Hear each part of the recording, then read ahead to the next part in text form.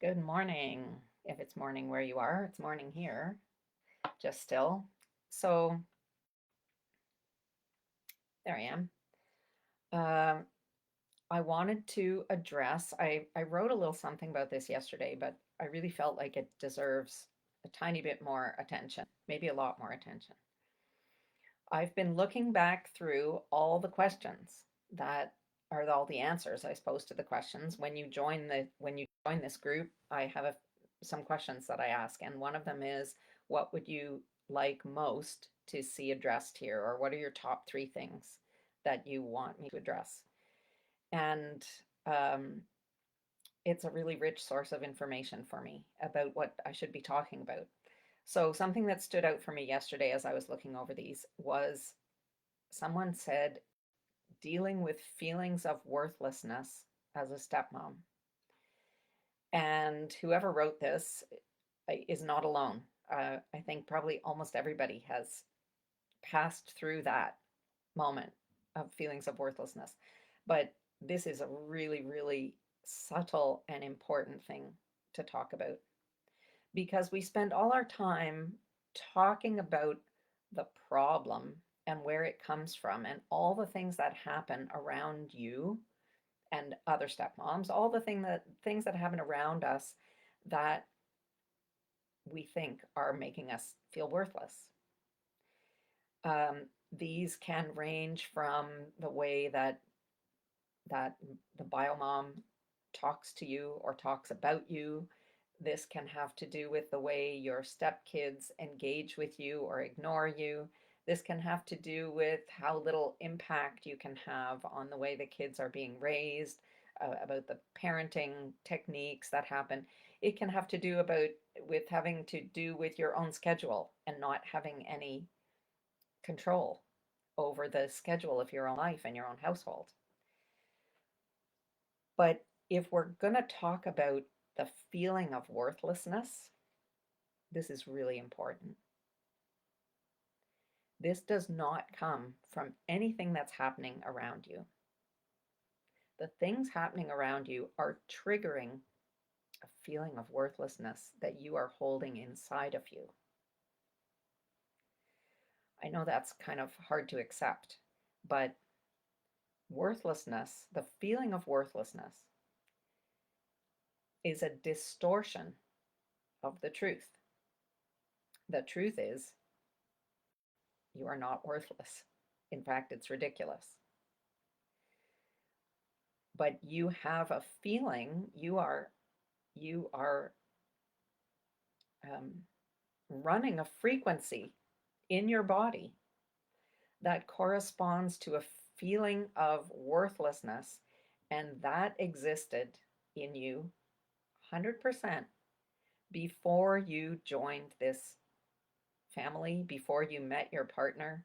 This is triggering something inside of you, and it's really, really important for you to use this situation, use it to say, holy shit, look what I've got inside me that I could have ignored, maybe, except for this situation, because I could go through my day to day or through my life without necessarily having something else trigger that.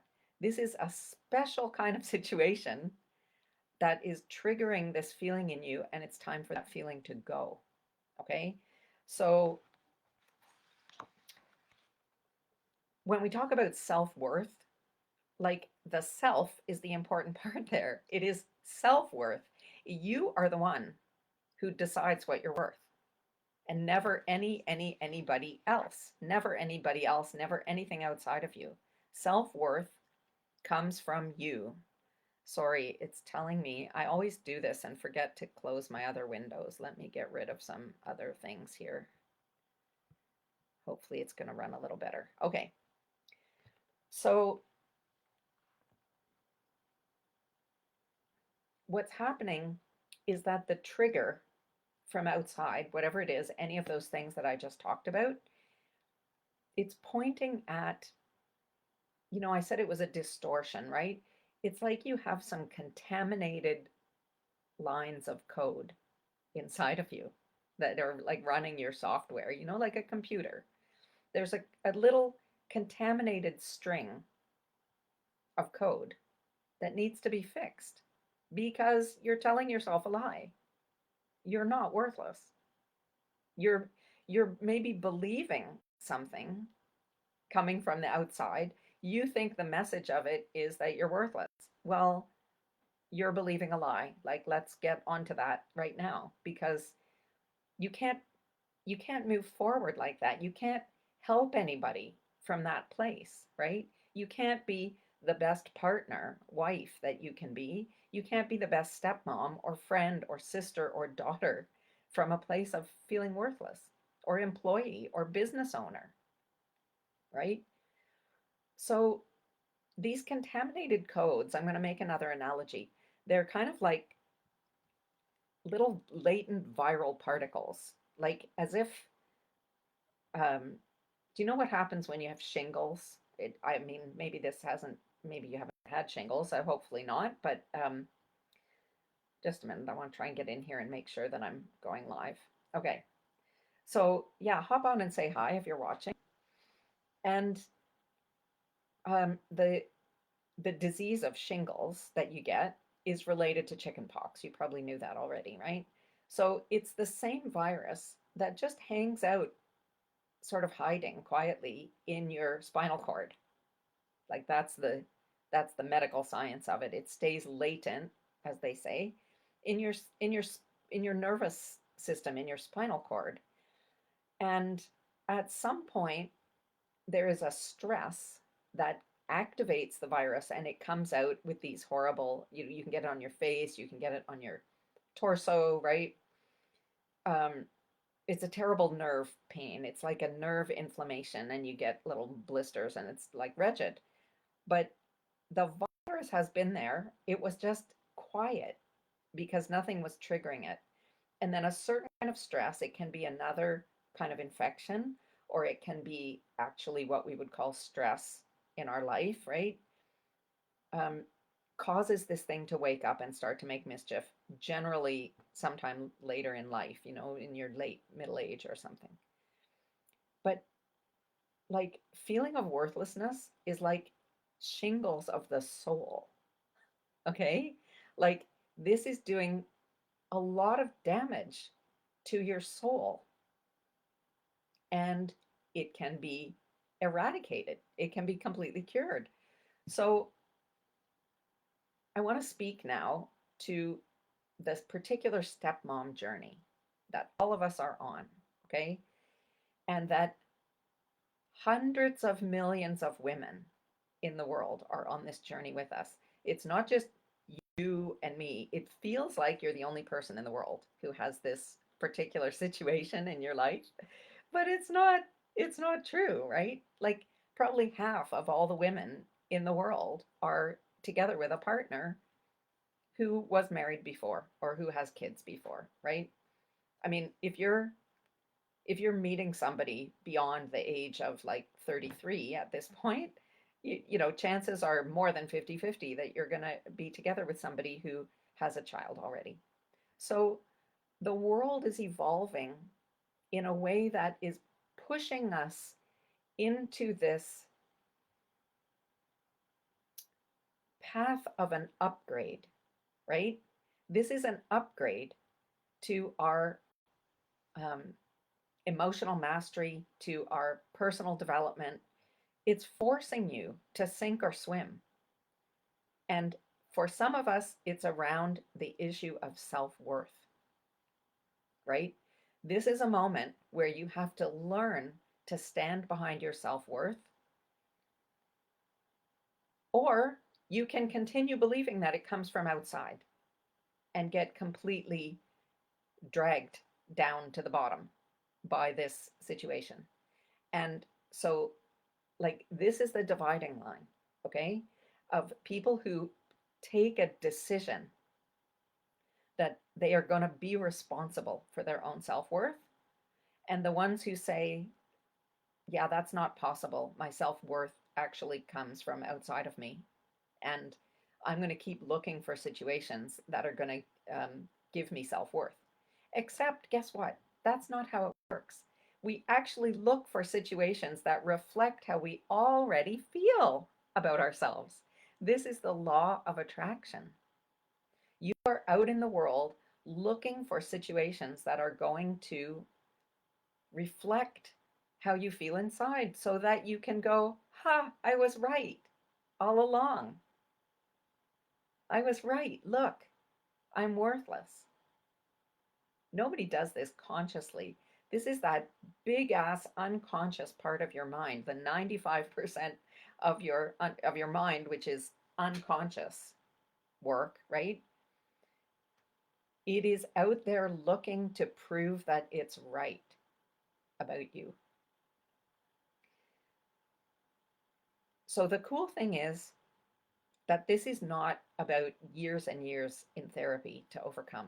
This is a switch that you can flip instantly. I wrote in my email list yesterday about the oh shit moment that I see so often in the eyes of my clients, where they suddenly realize that they have been participating in creating the situation that they don't want around them, where they, for the first moment, take some responsibility for having gone out into the world looking for a way to confirm what they already believe about themselves, or looking for someone else to hand them the self esteem that they are not generating for themselves, thinking that it can possibly come from outside. It just can't. It doesn't matter how many people tell you wonderful things about you. If you have those contaminated codes inside of you, it just passes through you like nothing, right? People probably tell you that all the time. Like, you're so good at this. Don't you know how wonderful you are at that? And it's like, yeah, whatever. But the first little negative criticism that comes along, oh my goodness, it hits you like a ton of bricks, right? Like a ton of bricks. So all of the positive comments have nowhere to land because there's no inner hooks of like, here's my self esteem. Let me remember all the great things that people have said about me and all the nice gifts that I've received and things that people have done for me. You know, there's nowhere to put the good parts. We're only we're only filing away all of the negative reports because we have a huge filing cabinet for the worthlessness files, right? So the way to flip this switch is to unhook yourself. Unhook yourself mentally, like you can visualize it like taking a fish hook out of you, right? Unhook from what other people think, which is not relevant to your worth, because what the hell do they know, right? Everybody has got their own filter. They're dealing with their own worthlessness story or their own filter of whatever it is. They are looking out in the world, looking to confirm whatever it is that they already think. They're not seeing the real you. They're seeing some version of you that confirms something that they need to know about themselves. This is how everyone is made, okay? You have to unhook from the idea that people will think you're stuck up if you have your own self-worth that doesn't rely on them to tell you what they think about you. Well, of course, like everybody wants to have control over other people, and if they can control you by believing that what they think determines what you think, like that's a lot of power for someone else to have. So, we get power by mocking other people, by canceling them, by making fun of them, by deleting them, by kicking them out of the tribe or the cave, right? That's like modern day cancel culture. So you have to be able to unhook from this idea that other people can tell you what to think about yourself. Like, that's not a thing. It's not a thing. You are not going to be kicked out of an actual tribe where you're going to freeze to death or get eaten by wild animals. Okay? You might have to cut yourself off from people who are toxic to your ability to stand behind your own self-worth. The whole survival idea, this is all about all of our unconscious shadow thoughts and belief systems that we have, right? All of our unconscious thoughts are around survival. And that served us for many, many eons. Only in the present day, it is not about survival. This whole shadow mental activity has over the years gotten access to the frontal cortex of your mind where all your complicated rational thinking is happening. So every single thought that you're having all day long is getting hijacked by a survival mechanism to say that, being embarrassed could be a survival issue. Like it's equating that with literally dying, right? Like losing a relationship could be a survival thing. Yeah, it's just not. It just isn't.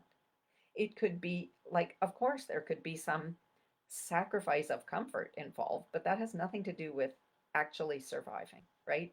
Sleeping on someone else's couch, it has nothing to do with dying. So the dads cannot afford to be victims anymore either. Remember how I said that, evolution, human evolution, society is pushing us to evolve ourselves out of this survival mindset because the dads can't work in that mindset either. They can't help their kids while they're feeling like victims, like they're a victim of the court or a victim of their narcissistic ex or whoever it might be. We got to get rid of that, right? We have to find a new way forward that does not involve like resisting some oppression. And it also doesn't mean just like rolling over, because there's a whole other way to go about this, to just leapfrog over the problem into a position of power where we can see all the other pathways forward. We're locked into one worldview when we're stuck in a victim mindset. And there are actually infinite pathways forward that we're not seeing. So it is time for you to color outside the lines. We get to do that now.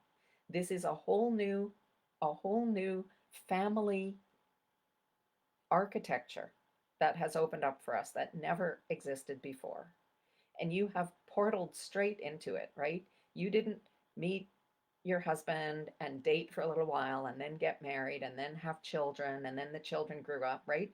You portaled in a matter of days or weeks into a family with school-age children or teenagers, right?